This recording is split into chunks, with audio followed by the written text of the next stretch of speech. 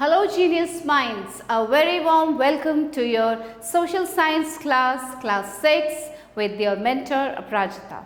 And children, are you all ready to start a new chapter with me? So let's start chapter number 8. और क्या है ये chapter? Ashoka's Empire. So today we will read about the great Ashoka's Empire. और इस chapter में हम क्या पढ़ेंगे? Establishment of the empire, then rise of Chandragupta Maurya 321 BC to 297 BC. जब चंद्रगुप्त मौर्य का राइज हुआ, जब Chandragupta Maurya was in rule. Bindusar and Bindusara क्या टाइमलाइन था? 297 BC to 272 BC. Then Ashoka the Great 272 BC to 232 BC. Then administration in Mauryan Empire, और Mauryan Empire के administration के बारे में पढ़ेंगे. So let's start children. The Nandas took over the rule of Magad in Punjab. There were many independent states. Now Nandas ने क्या किया था? वो रूल ले लिया था मगध का, एंड पंजाब में बहुत सारे इंडिपेंडेंट स्टेट्स थे. They often fought against one another. Ambi and Porus were two such enemies. Ambi और Porus ये दुश्मन थे. It was the time when Alexander, the king of Macedonia, Greece, invaded India in 326 BC. और 326 BC में Alexander जो कि मैसेडोनिया जो Greece में है उसका किंग था, उसने क्या किया? इंडिया पे इन्वेजन किया. He defeated Takshila and other small kingdom, but he was defeated and killed when he fought with Porus. Alexander ने क्या किया था? तक्षशिला को डिफीट किया था और बाकी और जो छोटे छोटे किंगडम्स थे उन पे भी अपना कब्जा कर लिया था. लेकिन जब वो पोरस के साथ उसकी लड़ाई हुई तो अलेक्जेंडर मारा गया. Governors were appointed for the conquered territories. His invasion weakened the kingdoms in Punjab and Afghanistan. और ये जो अलेक्जेंडर का इन्वेजन था इसने पंजाब और अफगानिस्तान के किंगडम्स को कमज़ोर बना दिया. Establishment of the empire. Now the time was suitable for some ambitious rulers to take the lead and set up an empire which would be truly Indian. अब वो टाइम था कि जब कुछ ambitious rulers थे तो उनको ये इस टाइम पे लीड लेने की ज़रूरत थी और एम्पायर सेटअप करने की ज़रूरत थी. Kautilya, also known as Chanakya, was a Brahmin teacher whose real name was Vishnugupta, who was insulted by a Nanda ruler for which he vowed that he would eliminate the entire Nanda dynasty. Kautilya कौन थे? जिनको चाणक्य के नाम से भी जाना जाता है. वो एक ब्राह्मण टीचर थे और उनका रियल नेम जो था वो था विष्णुगुप्त, और उनको एक नंदा रूलर ने बहुत इंसल्ट की थी उनकी. तो चाणक्य ने क्या वाव लिया था कि कसम खाई थी कि मैं नंदा डायनेस्टी को ख़त्म कर दूंगा. I will eliminate the Nanda dynasty. He saw his chances in Chandragupta Maurya and trained him and led him to form the first empire in India. और ये सब उनको किस में दिखा? ये सब क्वालिटीज़ किस रूलर में दिखी? चंद्रगुप्त मौर्य में उनको ट्रेन किया. किसने? चाणक्य ने. और पहला एम्पायर इंडिया में खड़ा किया. Fact to know, Kautilya was a teacher of economics and wrote the book Arthashastra. This book deals with many aspects of economics and politics. Rise of Chandragupta Maurya 321 BC to 297 BC. Okay, इस time पे चंद्रगुप्त मौर्य का rise. Chandragupta Maurya, under the guidance of Kautilya, कौन थे Kautilya? Chanakya, gathered a small army and occupied territories in Punjab. अब कौटिल्य के guidance में चंद्रगुप्त मौर्य ने क्या किया? छोटी सी आर्मी इकट्ठी की और टेरिटरीज जो पंजाब की टेरिटरीज थी उनको कब्जा कर लिया उन पे. In 305 BC, Seleucus, the Greek general of Alexander, tried to reconquer the territories which Chandragupta had annexed, but he had to surrender. अब 305 BC में सेल्यूकस जो कि ग्रीक जनरल थे अलेक्जेंडर के, वो वापस उसने कोशिश की टेरिटरीज को रिकॉन्कर करने की, किससे? चंद्रगुप्त मौर्य से, लेकिन उसको सरेंडर करना पड़ा। किसको? सेल्यूकस को सरेंडर करना पड़ा। He gave him Afghanistan and Baluchistan and had daughter Helena to marry Chandragupta. अब सेल्यूकस ने जब सरेंडर किया तो सेल्यूकस को क्या देना पड़ा? अफगानिस्तान और बलूचिस्तान देना पड़ा चंद्रगुप्त मौर्य को, और उसकी डॉटर जो हेलेना थी उसने चंद्रगुप्त को मैरी किया। He consolidated his position and attacked Magad and became victorious. Seleucus sent an ambassador named Megasthenes to his court. अब सेल्यूकस ने एक एम्बेसडर भेजा मेगास्थनीज कोर्ट में। Megasthenes was a scholar and he wrote a book, the Indica. Megasthenes ने एक book लिखी, the Indica. This book, together with Kautilya's Arthashastra, is the main source of information during this time. इस time की जितनी भी informations हैं वो सभी इंडिका और कौटिल्य के अर्थशास्त्र में मिलती हैं। Kautilya motivated Chandragupta to look after the welfare of his subjects. The extent of Chandragupta's empire was from Bengal in the east to Hindu Kush in the northwest. अब जो चंद्रगुप्त एम्पायर का जो एम्पायर था वो कहाँ से कहाँ तक था? बंगाल ईस्ट में बंगाल से शुरू करके नॉर्थ वेस्ट में हिंदू कुश तक, and from the Himalayas in the north to the Narmada in the south. इतनी जगह फैला हुआ था चंद्रगुप्त का empire. It was for the first time that most part of India came under one rule, और ये पहली बार ऐसा हुआ था कि ज़्यादातर इंडिया के जितने ज़्यादातर पार्ट्स जो है वो एक ही रूल के अंडर में आ गए थे। His capital was Pataliputra. Okay, this is the reason that he is called the first emperor. His rule lasted for 24 years. Chandragupta Maurya का जो रूल था वो कितने ईयर्स तक चला? 24 ईयर्स तक। Next, Bindusar 297 BC to 272 BC. Chandragupta was succeeded by his son Bindusar. Bindusar was किसके बेटे थे? चंद्रगुप्त के। He ascended the throne in 297 BC. और वो थ्रोन पे कब बैठे? 297 BC में। He was a brave and peace-loving king. बहुत बहादुर थे और बहुत शांतिप्रिय राजा थे। He looked after the welfare of his people well and maintained friendly relations with his neighboring countries. वो अपने जनता की बहुत अच्छे से देखभाल करते थे और उन्होंने अपने नेबरिंग कंट्रीज से भी बहुत अच्छे संबंध बनाए। During his reign, the empire extended southward. और बिंदुसार के टाइम पे जो एम्पायर था वो साउथ की तरफ एक्सटेंड किया। He conquered 16 states and extended the empire from sea to sea. The empire included whole of India except Kalinga and Tamil kingdoms of south. जो बिंदुसार का एम्पायर था वो ज़्यादातर पूरा इंडिया ही था, एक्सेप्ट कहाँ नहीं था? कलिंगा में नहीं था और Tamil kingdoms of south. He maintained his vast empire in order. Next was Ashoka the Great, 272 BC to 232 BC. Ashoka succeeded his father Bindusara. अब बिंदुसार का बेटा Ashoka. He was one of the most popular rulers of ancient India. Ancient India के सबसे popular ruler जो है वो Ashoka the Great। He was born in about 304 BCE. During Ashoka's rule, he served as the Kumar governor of Takshila and Ujjain and gained valuable experience in administration. Fine. He ascended the throne in 272 BC, but his coronation took place about 4 years later in 269 BC. वो throne पे तो बैठे 272 BC में, लेकिन उनका coronation जो हुआ था, जो राजा घोषित किए गए थे, वो था 4 years बाद 269 BC में। This was perhaps due to the war of succession with his brothers.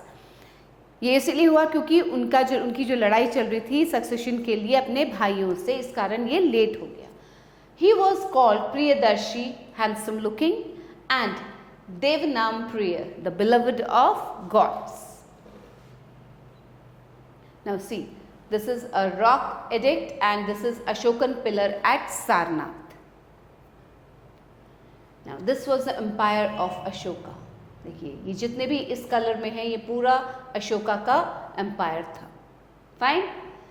Now Kalinga war 261 BC. After Ashoka ascended the throne, he followed the policy of expansion. जैसे ही अशोका थ्रोन पे बैठे, राजगद्दी पे बैठे, तो उन्होंने अपना एक्सपैंड करना शुरू किया empire. Kalinga, modern Odisha, was not yet in his empire. अभी आपने पढ़ा था ना कि कलिंगा नहीं था, दो जगहों को वो नहीं अभी भी अपने एम्पायर में ला पाए थे, तो उसमें एक कलिंगा था। The people of Kalinga were brave people. जो लोग थे कलिंगा के वो बहुत बहादुर थे। A bloody battle followed. Kalinga was one but humanity was lost. एक बहुत ही ब्लडी बैटल लड़ा गया, खून खराबा हुआ बहुत। कलिंगा को तो जीत लिया लेकिन ह्यूमैनिटी खो गई। So much of destruction took place that Ashoka's heart underwent a change. इतना ज़्यादा डिस्ट्रक्शन देखने के बाद अशोका का जो हृदय परिवर्तन हुआ वो कलिंगा वॉर में ही हुआ। Ashoka's rock edict 12 records. 150,000 people were captured, 100,000 were slain, and much many times that number died of disease, privation and pestilence. He decided not to war in future. अब जो कलिंगा वॉर में जितना डिस्ट्रक्शन हुआ था वो सब अशोका के जो रॉक एडिक्ट अभी हमने देखा उसमें रिकॉर्डेड है, लिखा है हुआ है। अब यहाँ से अशोका द ग्रेट ने डिसाइड किया कि अब वो कोई लड़ाई नहीं लड़ेगा। In place of Digvijay, victory in all directions, he chose to follow the path of Dharma Vijay. देखिए, दिग्विजय का मतलब होता है चारों तरफ जीत ही जीत। वो वाला पाथ लेने से अच्छा उन्होंने कौन सा पाथ अपनाया, कौन सा रास्ता अपनाया? धर्म विजय, विक्ट्री थ्रू पेटी। धर्म की विजय का पाथ उन्होंने अपनाया। His empire extended from the Brahmaputra in the east to Hindu Kush in the west, and from the Himalayas in the north to Pennar in the south, and the Arabian Sea in the west. This was his vast empire. Ashoka का इतना बड़ा empire था। It was the largest empire of ancient India. He ruled for about 40 years. और the Ashoka the Great, उन्होंने rule कितने सालों के लिए किया? He ruled for 40 long years. Ashoka and Dhamma. Seeing the bloodshed in the Kalinga war, Ashoka embraced Buddhism. इतना खून खराबा देखने के बाद कलिंगा वॉर में अशोका का हृदय परिवर्तन हुआ। उन्होंने लड़ाई त्याग दी और उन्होंने क्या अपना लिया? बुद्धिज्म को अपना लिया। He forsook violence and adopted peace. He now led a simple life. अब वो बिल्कुल सीधा साधा जीवन व्यतीत करते थे। He made efforts to propagate Buddhism all over the world. और बुद्धिज्म को पूरे वर्ल्ड में फैलाने की उन्होंने एक मुहिम शुरू की। He sent his messengers to Siami, Syria, Egypt, Myanmar, etc. और उन्होंने अपने मैसेंजर्स इन जगहों पे भेजे। He sent his son Mahendra and daughter Sanghamitra to Sri Lanka for this purpose. और बुद्धिज्म फैलाने के लिए उन्होंने महेंद्र अपने बेटे महेंद्र को और बेटी संघमित्रा को श्रीलंका भेजा। अशोका's धम्मा, धम्मा इज इन संस्कृत, ओके। धर्म संस्कृत में बोला जाता है धर्म और वैसे बोला जाता है अशोका's धम्मा। comprises of moral principles. They are not compulsory for the people. He got his principles engraved on the rocks and pillars in Pali. और अशोका ने क्या किया था? अपने जितने भी प्रिंसिपल्स थे अशोका के वो सब रॉक पे एनग्रेव करवा लिए थे या पिलर्स पे एनग्रेव करवा लिए थे। The language of the common people, so in the language of common people, ये पाली जो लैंग्वेज था ये कॉमन इन पीपल का लैंग्वेज था, तो पाली में ही ये सब एनग्रेव करवाया था रॉक्स पे, so that the people could read them. क्यों पाली में करवाया था? जिससे कि कॉमन मैन पढ़ सके उनको। He got his message inscribed in Greek because a large number of Greeks lived there. और अपने मैसेजेस को ग्रीक में भी इंस्क्राइब करवाया क्योंकि बहुत सारे ग्रीक्स भी वहाँ रहते थे। Ashoka appointed महामंत्रीज और officials whose duty was to look after the welfare of the people. लोगों की देखभाल, वेलफेयर के लिए उन्होंने किसको अपॉइंट किया था? महामंत्रीज को। He himself toured his empire, और पूरे एम्पायर को अशोका खुद घूमते थे अपने पूरे एम्पायर में। Ashoka respected all religions and faith. His edicts से, अब अशोका के एडिक्ट्स में क्या है लिखा? One should not honour only one's own sect and condemn other sect. Other sect should be equally respected.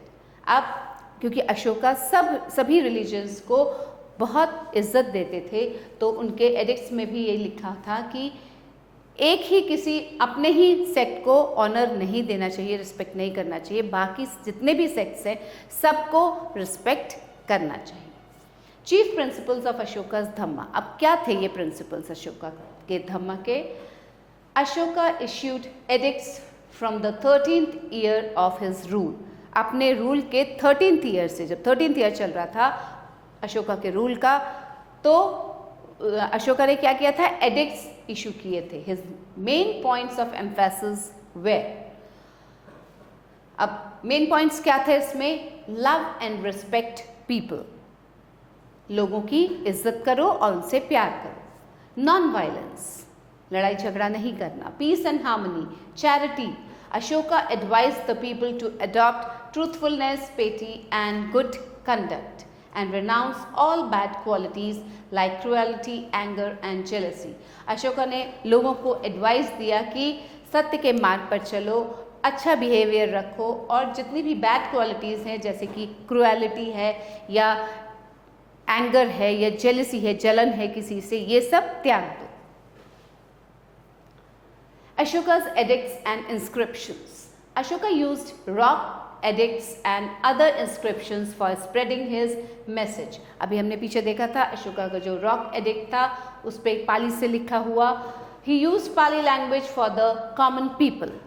Ashoka issued a large number of edicts which were put in all parts of his vast empire. इतने बड़े empire में हर जगह पे अशोका ने इन addicts को लगवा दिया था। These dealt with the subjects of religion, administration and general conduct. These edicts, pillars and caves are famous for their beauty.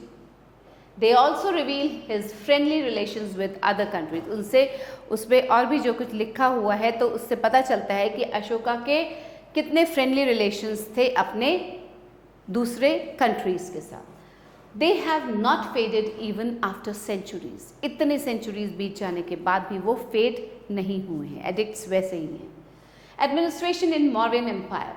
We can study different aspects of Mauryan administration under the following points. अब Mauryan administration कैसा था, क्या क्या चीज़ें थी उसमें? Governance. The whole empire was divided into 3 layers. पूरा जो Mauryan empire था वो 3 layers में divided था, central, provincial and village. At the central level, the king ruled with the help of a मंत्री परिषद, council of ministers. अब central level पे क्या था? एक राजा रूल करता था और उसको हेल्प करने के लिए मंत्री परिषद थे, council of ministers. They looked after different departments like agriculture, security, revenue, public works, etc. The village was the smallest unit of administration. और जो village था वो सबसे छोटा यूनिट था एडमिनिस्ट्रेशन का. Its head was धर्माध्यक्ष और ग्रामिणी, विलेज हेडमैन. उसको धर्माध्यक्ष भी कहते थे या ग्रामिणी भी कहते थे. He was assigned with the duty of collection of taxes, maintenance of records of land, births and deaths, law and order and other aspects.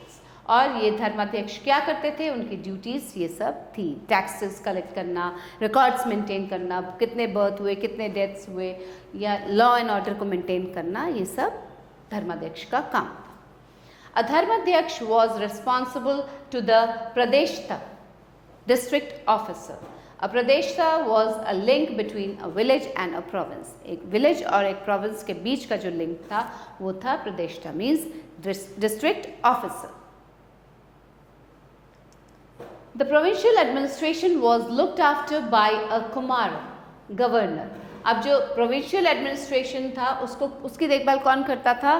Kumar, जिसे गवर्नर भी कहा जाता. The Kumaras belonged to the royal family, और ये जो Kumars होते थे सब रॉयल फैमिली से होते थे. Ashoka himself was a Kumara of Takshila and Ujjain before he ascended the throne. गद्दी राजगद्दी पे बैठने से पहले अशोका भी कुमार थे. कहाँ के? तक्षशिला के और उज्जैन के. Now comes the army. The Mauryan kings maintained a large and regular army. Mauryans के पास एक बहुत बड़ी और एक regular army थी. The soldiers were well equipped with and well paid. The army was divided into 6 divisions. अब army जो थी Mauryans की वो 6 divisions में divided थी. कौन कौन सी? Horse soldiers, chariot soldiers, elephant soldiers, foot soldiers, transport and navy. Fine. The army fought with अब जो army लड़ती थी उनके पास क्या क्या weapons होते थे? Lances, arrows, bows, swords, armors, shields, etc. It was the duty of the army to look after law and order. और army का ही काम होता था कानून की देखभाल करना, रक्षा करना. Spy system.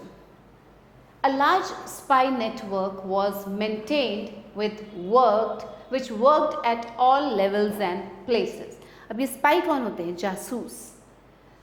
बहुत बड़ा एक नेटवर्क था जासूसों का, and it was maintained which worked at her level पे वो वर्क करते थे, and places including other kingdoms, दूसरे kingdoms में भी वो जाके वर्क करते थे.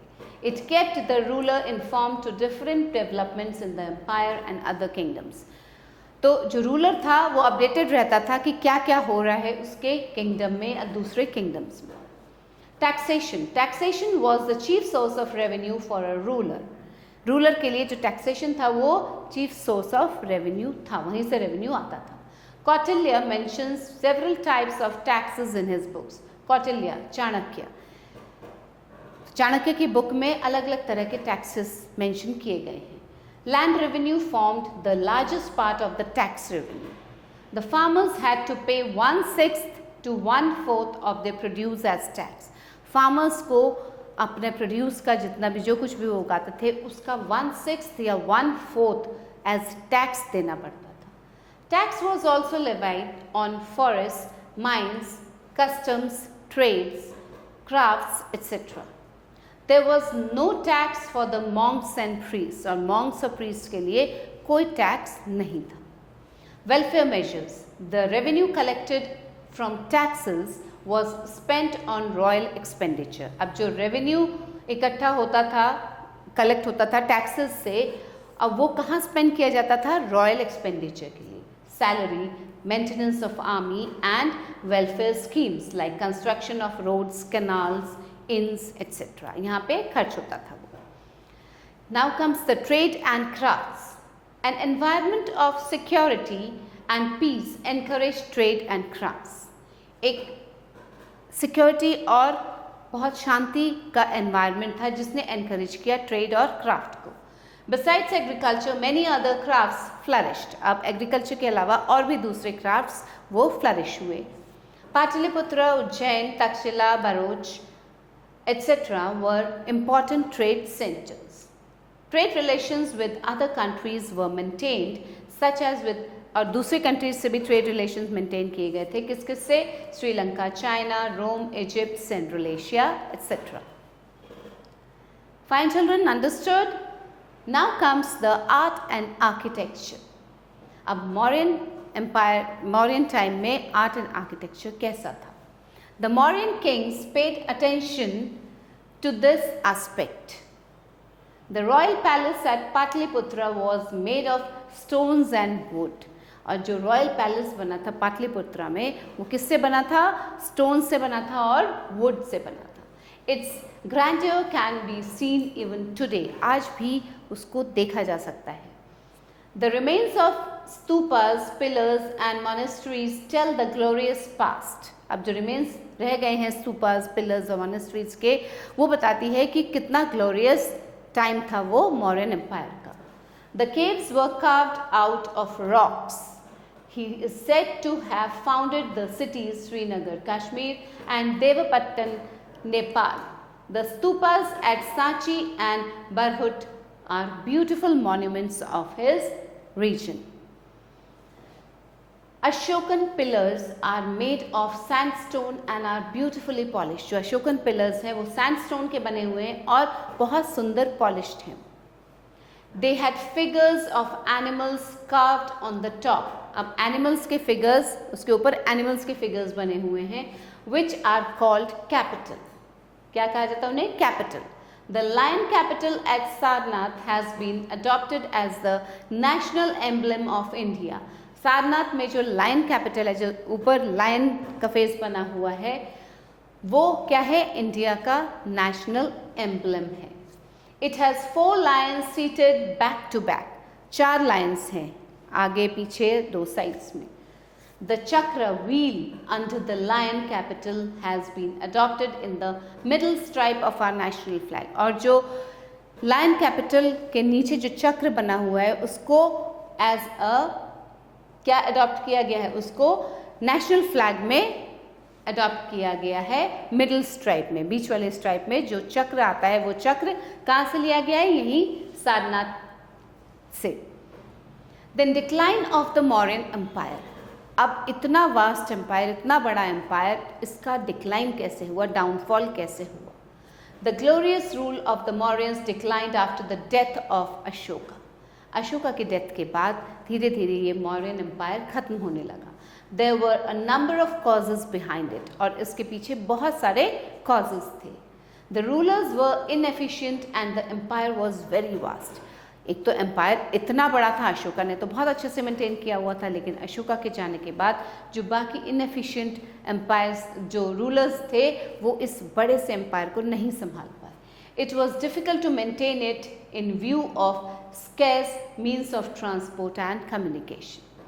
A large network of army and administration required a large revenue which resulted in large taxes.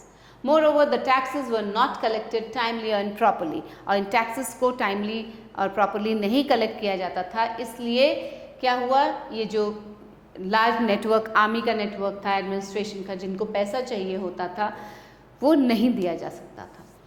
The Brahmins were dissatisfied because Ashoka encouraged Buddhism in which the priests had no place. So they rose in revolt.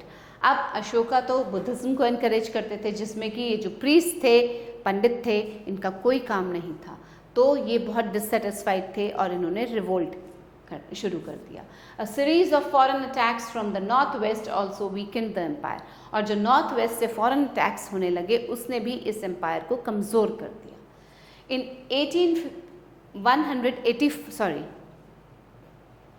185 BC, Pushyamitra Sunga, a Brahmin, was the army commander of the Mauryan army.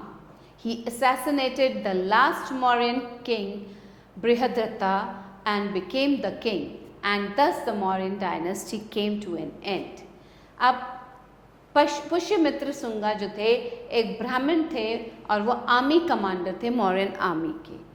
उन्होंने क्या किया? जो last Mauryan king था बृहदत्ता, उसका कत्ल कर दिया और वो खुद राजा बन गया और उसी टाइम से मौर्यन डायनेस्टी का एंड हो गया. See, this is the Sanchi stupa. Okay, ये है Sanchi stupa. Now, fact to know, the modern idea of cabinet, a council of ministers in our country, has been derived from the Mauryan concept of मंत्री परिषद. जो Mauryan time में मंत्री परिषद था, वहीं से आज जो हमारा मॉडर्न कैबिनेट है, जो काउंसिल ऑफ मिनिस्टर्स है, वो लिया गया है, वहीं से ये कंसेप्ट आया है. Now, what we read in this chapter, let's go through it once again.